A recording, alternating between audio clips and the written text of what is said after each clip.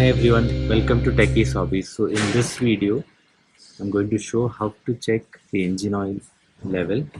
So firstly, the car has been sitting idle since morning, and the engine is all cool, and the engine oil has come into reservoir where we need to check the engine oil. So first we remove this dipstick,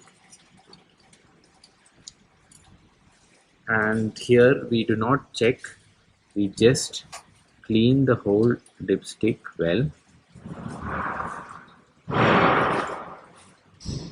and then we need to insert it again. Alright, so I have kept this clean tissue or paper here, and once this is fully inside, we take it out and we slowly place it on top of this tissue, and then move the dipstick this direction.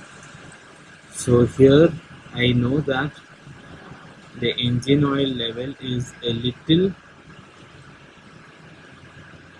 almost it's still here, and not more than that. See, once more I check.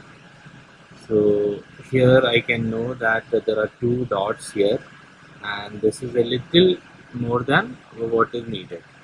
So otherwise this seems okay, and this is how we can actually compare and check what is the present condition of the engine oil. So it is still almost still here, there is engine oil.